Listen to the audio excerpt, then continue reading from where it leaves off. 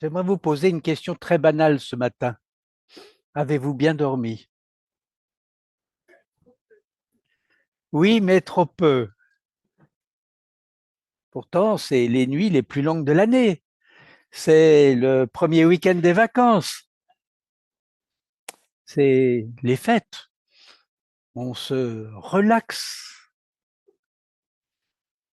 Moi pas. Mon sommeil était hanté par les mots d'une lettre qui s'inscrivait dans mes pensées pendant mon demi-sommeil.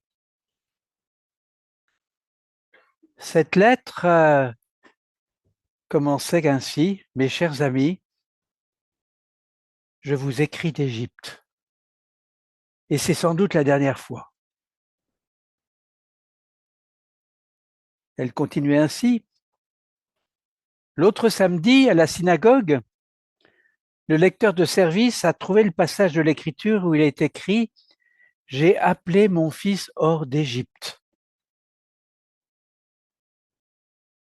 C'est le prophète Osée qui dit ça, qui écrit ça. Mon cœur a été saisi d'émotion. Ici, nous ressentons l'absence de notre pays. Nous avons le temps long après nos villages, les collines de Galilée et de Judée, le temps long après nos rencontres familiales, nos amis. Nous sommes des émigrés. Nos racines sont ailleurs. Et une part de nous-mêmes est loin. Mais Dieu est bon. Une de ces nuits, il nous a de nouveau visités par son ange. Il avait un message qui a fait bondir mon cœur de joie. Lève-toi. C'est le moment de retour. Ceux qui en voulaient à votre vie ne sont plus. En avant. Vous avez deviné qui pouvait avoir de telles paroles. Je vous écoute.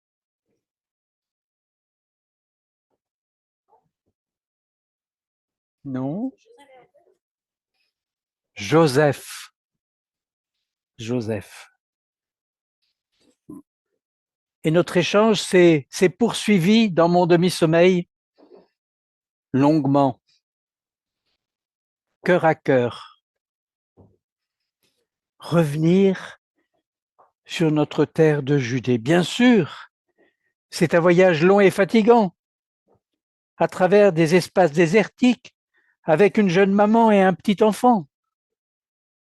Plus de 600 kilomètres, sans savoir ce qui nous attend au bout du chemin. Mais si Dieu nous donne le signal du départ, j'ai l'assurance qu'il fera la route avec nous, comme autrefois avec Israël, son peuple. N'est-il pas écrit? L'Éternel gardera ton départ et ton arrivée. Voilà plus de 2 ans que notre aventure a commencé. Nous étions en pleine période de préparation au mariage, Marie et moi. Fiancés, promis l'un à l'autre, le temps des rêves d'avenir, des partages de projets et d'espoir. Vous savez, sur un petit nuage, dans un monde à part qui n'appartient qu'à nous. Et puis pour moi, il y a eu un jour terrible, un jour de détresse que rien n'annonçait. Jusque-là, notre chemin était tout tracé, simple et paisible, lumineux et joyeux. Mais quel choc ce jour-là, quand Marie m'a raconté qu'un ange était venu chez elle, envoyé par Dieu pour lui parler d'un tout autre chemin, d'un tout autre destin, d'un tout autre projet. Mettre au monde un enfant tout en étant vierge. avoir un fils par la puissance du Saint-Esprit. Et ce fils qui ne serait pas n'importe qui, il serait appelé fils du Dieu très haut. Il recevrait un trône éternel dans la lignée de David, saint, fils de Dieu. Son nom d'homme serait Jésus. Et l'ange a déclaré à Marie que le Seigneur était avec elle, qu'il lui accordait sa faveur. C'est l'évangile de Luc au chapitre 1, les versets 28 à 35 qui nous l'écrivent. Moi, Joseph, j'ai été cueilli à froid, sonné. Je suis resté sans voix, le souffle coupé. J'ai fait répéter Marie une fois, deux fois.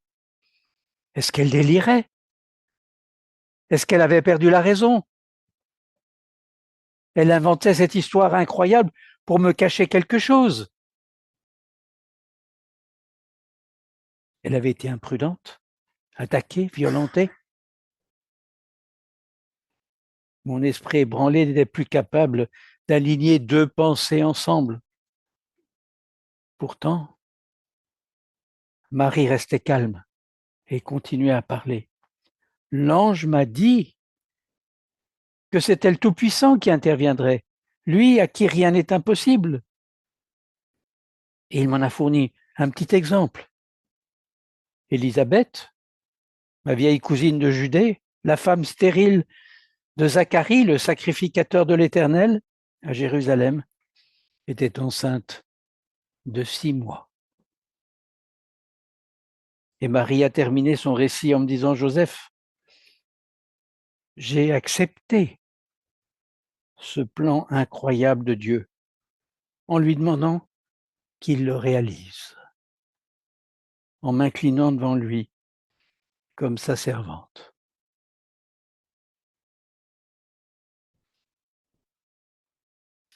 Lorsque nous nous sommes quittés, Marie et moi, j'avais la tête en feu, le cœur en déroute, incapable de réfléchir, j'ai erré de longs moments avec une seule question. Et maintenant? Des heures d'agitation, d'insomnie, de faiblesse, de désarroi.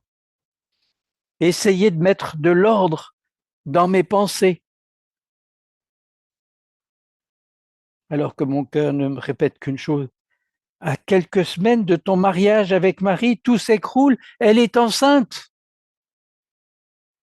Et Dieu a un plan particulier pour elle. Difficile à croire, difficile à accepter, difficile à surmonter. Et comment reprendre pied dans la vie?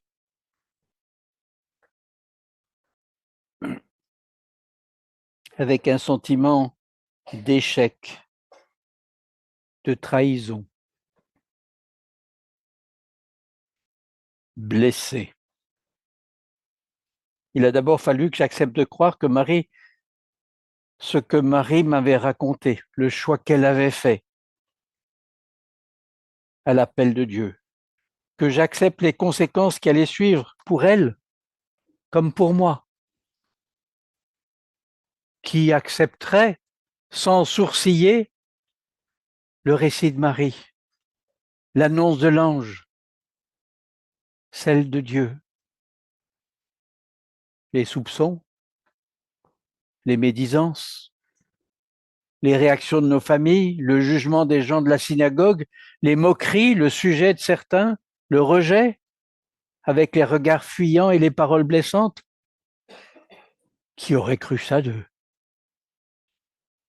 Bafouer des familles honorables. Honte à de telles mœurs qui ne respectent pas la loi et les bonnes traditions. Au fond de mon cœur, c'était la débâcle. Comment avancer?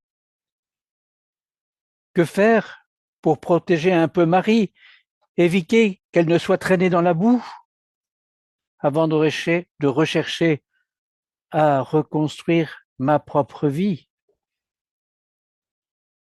un avenir sans elle. J'en étais là quand Dieu est venu à mon secours. Il a entendu mes soupirs et mes cris, et une de ces nuits douloureuses, il a fait briller sa lumière sur mon chemin. Chemin obscur et tourmenté. Son ange m'a révélé, m'a visité en songe, avec les assurances qu'il me fallait. Il m'a appelé. Joseph, Joseph, fils de David. Moi, l'artisan charpentier, j'étais plutôt le fils de Jacob dans le village. Mais voilà que Dieu me voyait aussi comme le descendant d'un roi, de David, avec une lignée, dans cette lignée qui avait reçu tant de promesses. Ne crains pas. Oh là là, que je craignais. Aussi j'ai peur. Je suis dans le doute, dans l'incertitude. Et que disait-il? Ne crains pas, prends avec toi Marie, ta femme. Non, c'est vrai. Marie est bien l'épouse que tu me destines dans ton plan pour elle, celui que tu lui as communiqué. Tu as prévu aussi quelque chose pour moi avec elle. Tu ne m'as pas mis de côté, tu as bien dit Marie, ta femme. Tu me la redonnes. Quel poids ôté de mon cœur. Tu vas marcher avec nous deux, Seigneur. L'enfant qu'elle porte, ajoute l'ange, il vient du Saint-Esprit. Marie a bien compris. Elle a dit vrai. Elle est pure et sans reproche. Oh, pardon pour mes doutes, pour mes soupçons, pour mon refus de croire tout simplement. Ainsi, Dieu avait prévu pour moi une place de père adoptif, pour donner à l'enfant qui allait venir un foyer où il serait protégé, soigné, éduqué, sous mon autorité. Une responsabilité venant de Dieu. Avec cette naissance totalement hors de mon contrôle, une épouse à qui Dieu révélait directement ses plans, je pensais être écarté. Mais le Seigneur m'impliquait, moi aussi, pleinement. Il confiait Jésus à nos soins, à mes soins. Quelle délivrance! Quelle allégresse! Quel poids ôté de mon cœur! Dès le matin, j'ai foncé chez Marie. Nos cœurs explosaient de joie, de reconnaissance. Comme il était agréable d'obéir maintenant, sans délai, le cœur léger, simplement, sans cérémonie, sans festivité, mais avec la bénédiction de notre Dieu, j'ai accueilli Marie dans ma demeure. Nous avons alors décidé ensemble, Marie et moi, que Marie irait voir Élisabeth, sa cousine, à l'écart des réactions de notre village de Nazareth. Elle a donc gagné la Judée. L'ange avait dit vrai. La grossesse avancée d'Élisabeth ne faisait aucun doute. Et Dieu a confirmé de façon grandiose que l'enfant que portait Marie était un envoyé exceptionnel du Seigneur.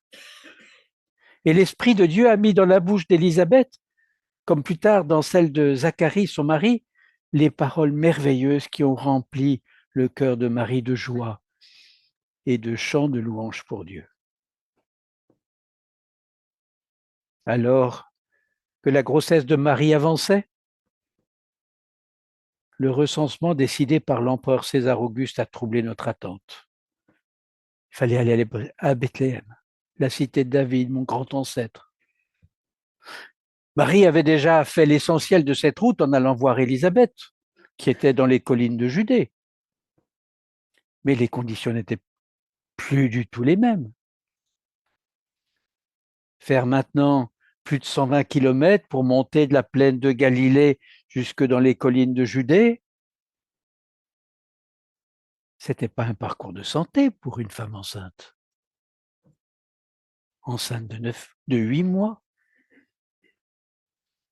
Même en anticipant le départ, en réduisant les étapes, en choisissant une bonne caravane à laquelle se joindre pour le trajet. Et à l'arrivée, le bruit, la fatigue, le surpeuplement dû à l'afflux de tous ces gens convoqués comme moi pour se faire enregistrer. Et en plus, pénurie de logement, alors que Marie ressent les premières contractions. Nous sommes au bord de la détresse. Et seul le recours à celui qui nous a appelés nous empêche de craquer. Un abri de fortune pour le bétail avec une mangeoire, c'est tout ce que nous avons trouvé. Est-ce possible? Pour donner l'essence à celui qui nous a été annoncé comme le Fils du Dieu très haut, le roi à venir, Jésus, celui qui sauve. Une mangeoire. Mais la naissance s'est bien passée. Le bébé est là, sain et sauf. Marie va bien aussi. Aussi, oublier ce cadre misérable et revenir à l'essentiel. L'ange avait annoncé un fils. Il est là, ici, à Bethléem, dans la ville de David, comme l'avait annoncé le prophète Michée. La fatigue, la faiblesse, le dénuement, oui, mais il est là, avec des parents pour le recevoir, le porter, l'entourer pour Dieu. Dans le calme et la solitude de la nuit, pourtant, on entend des voix qui approchent. On distingue quelques ombres et on devine rapidement de qui il s'agit. Des bergers du secteur. Le rôdeur, celle de leur troupeau, les trahit. Ils nous étonnent. Ils nous rendent courage. Ils arrivent parce qu'un ange leur a annoncé qu'un sauveur venait de naître. C'était le Messie, le Seigneur, celui dont parlaient les prophètes. Ils racontent le message qu'ils ont reçu, la chorale des anges, la gloire du ciel. C'est sûr qu'on ne les aurait pas laissés entrer dans le temple, ni même à la synagogue. Mais ici, ils ont accès à l'envoyé de Dieu. Ils peuvent constater que Dieu s'est approché de nous tous dans la faiblesse d'un nouveau-né et l'humilité d'un lieu qui est leur cadre de vie habituel, ordinaire. Dieu n'a pas besoin de palais. Il se passe de décor, il se passe de richesse, mais il s'approche de ceux qui sont prêts à écouter son appel. Oui, cette visite à point nommé à réconforter nos cœurs.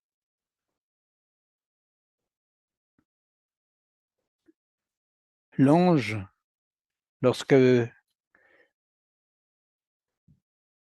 nous avons accompli les formalités prévues par la loi, nous sommes montés de Bethléem à Jérusalem pour présenter l'enfant au Seigneur. Tout garçon premier-né sera consacré au Seigneur, comme le demande la loi. Et Marie devait aussi accomplir le rite d'expiation des femmes qui ont accouché par l'intermédiaire d'un sacrifice. Nous avons apporté pour elle les animaux prescrits par la loi, une paire de tourterelles ou 2 jeunes pigeons. Dans le temple, avec notre bébé d'un peu plus de 6 semaines, nous avons fait à nouveau une rencontre étonnante. Un vieil homme qui a pris l'enfant dans ses bras et a loué Dieu. Lui aussi a confirmé que Jésus était le sauveur promis, qu'il était destiné à éclairer tous les peuples, et non seulement le nôtre. C'est ainsi que Dieu nous fait réaliser la grâce et la responsabilité que nous avons reçues pour Jésus et par Jésus. Oui, ce vieillard, Siméon, nous a bénis, mais il nous a aussi averti que cette vie allait comporter des combats, des moments difficiles, douloureux, pour Jésus, mais aussi pour Marie. Une épée te percera le cœur. Une autre prophétesse s'est aussi jointe à nous, avec des paroles exaltantes. Dieu accorderait par Jésus la délivrance, la libération de Jérusalem. Ces paroles prophétiques qui nous étaient adressées étaient des encouragements précieux, mais nous rendaient aussi attentifs à veiller avec zèle sur l'enfant que Dieu nous avait confié, qu'il avait placé dans notre foyer.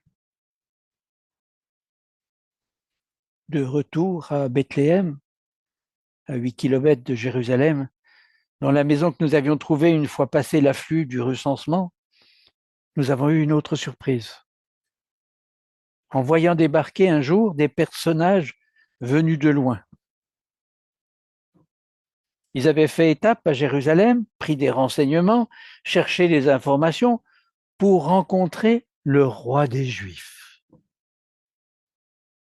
Leur passage n'était pas passé inaperçu et avait fait sensation, surtout parmi les maîtres religieux et la cour du roi Hérode. L'ange avait bien dit à Marie que l'enfant recevrait de Dieu le trône de David. Mais ça ne semblait pas d'actualité. Sous le règne d'Hérode et de son protecteur romain, perspective lointaine en tout cas. Et voilà que des étrangers arrivent, se prosternent devant Jésus et l'adorent. Ils racontent qu'une lumière les a conduits, une étoile. Oui, le sacrificateur Zacharie avait déjà prophétisé à la naissance de son fils Jean que Dieu ferait paraître un astre. Et Siméon déclarait que le Seigneur avait suscité une lumière pour éclairer les nations. Anne-Claire nous l'a rappelé tout à l'heure. Et ces hommes sont là. Ils ne sont pas venus les mains vides. Ils étaient bien convaincus, bien certains de rencontrer quelqu'un. quelqu'un à qui offrir leur trésor, de l'or, le métal précieux royal, de l'encens, cette résine séchée, blanche et parfumée qui embaume en brûlant avec de l'huile lorsqu'on offre des sacrifices à Dieu, mais aussi de la myrrhe, une autre composante odorante de valeur qui purifie et qui embaume ceux que l'on veut honorer, en particulier à leur mort. Tout cela destiné à Jésus. Cette visite nous interrogeait entre admiration et inquiétude, non sans raison. Car dès leur départ, l'ange du Seigneur qui veille sur nous m'est apparu. Joseph, Jésus est en danger de mort. Le roi Hérode en veut à sa vie. Partez, partez tous les trois. Là encore, plus d'hésitation. Partir de suite, partir de nuit, mettre de la distance avec Jérusalem et son effervescence et ses pouvoirs. De nuit, c'est plus discret. Et puis, il fait moins chaud la nuit. Le danger était là. Partir. Partir à la grâce du Dieu qui nous a déjà donné tant de signes de sa protection, de son amour, qui prend un tel soin de Jésus qu'il a envoyé.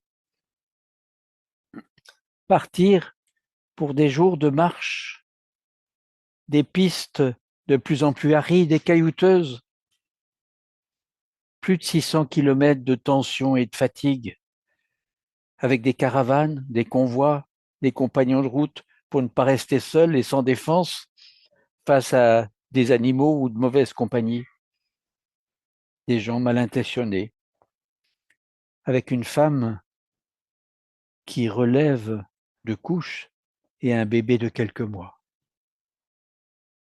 Mais Dieu ne nous avait pas fait partir pour nous perdre, mais pour nous épargner, nous protéger, nous sauver. C'est pourquoi ce psaume me rassure toujours. Je le prie, je le chante, je le récite. Celui qui te protège ne sommeille ni ne dort. Et nous étions là, en Égypte, à attendre le signal du retour, jusqu'à ce jour. Dieu nous avait fidèlement accompagnés, gardés, dirigés. Il a pourvu. Gloire à son saint nom. L'enfant grandit. Marie s'est fortifiée. Et nous revivons tous ces événements des mois passés en cherchant avec un zèle nouveau à sonder les Écritures et ce qu'elles enseignent sur celui qui vient sauver les hommes. Jésus. Jésus. Déjà, c'est lui qui a changé nos vies.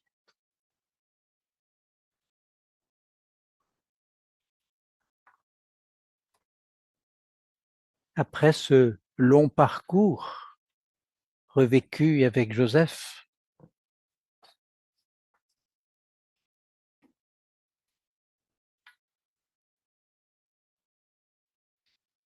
notre réflexion peut se prolonger. Son témoignage, comme celui de Marie, n'a rien d'une histoire à l'eau de rose, rien d'un conte pour enfants. Le couple qui était en train de se former a été secoué par des événements difficiles, difficiles à vivre, qui remettaient en cause le cours de leur avenir. L'un et l'autre ont fait face à un changement de direction lorsque Dieu a mis devant eux un autre projet qui remettait en cause le leur pour les lancer dans une aventure qu'ils ne maîtrisaient pas. qu'il comprenait à peine, qu'il découvrait pas après pas devant Dieu. Ils ont accepté de renoncer à un chemin tout tracé pour entrer dans l'inconnu.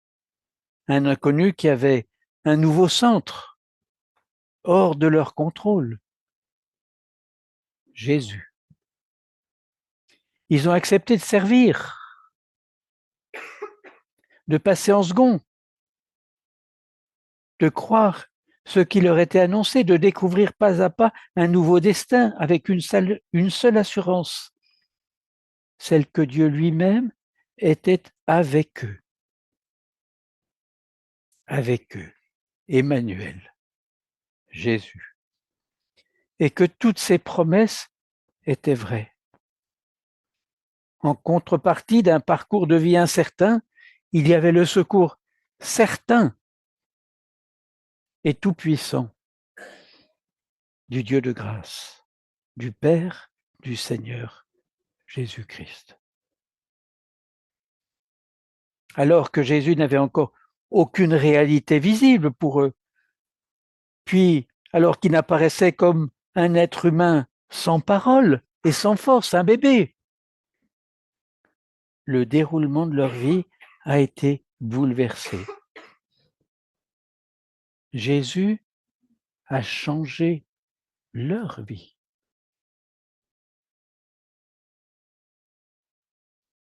Si la présence de Jésus a réorienté leur vie, est-ce qu'elle a un impact sur la nôtre? Tout à la fin de la vie de Jésus, le gouverneur romain Pilate a posé cette question. Que ferai-je donc de Jésus, le Christ? Matthieu 27, 22.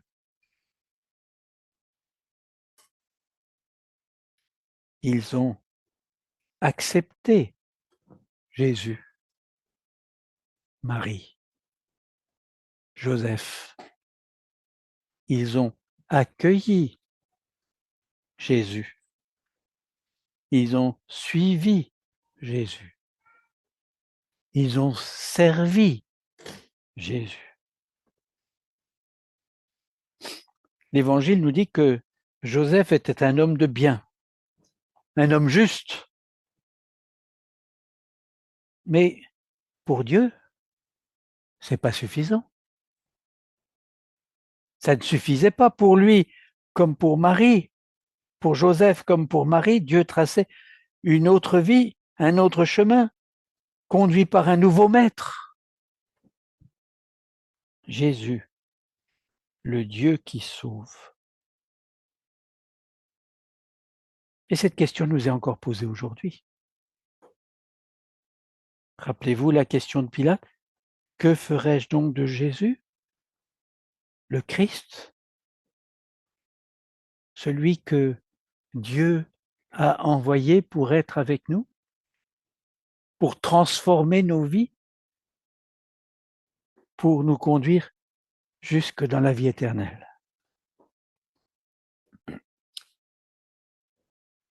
C'est pourquoi Joseph me dit, Jésus, c'est celui qui a changé ma vie. Est-ce qu'il a changé la nôtre? Amen.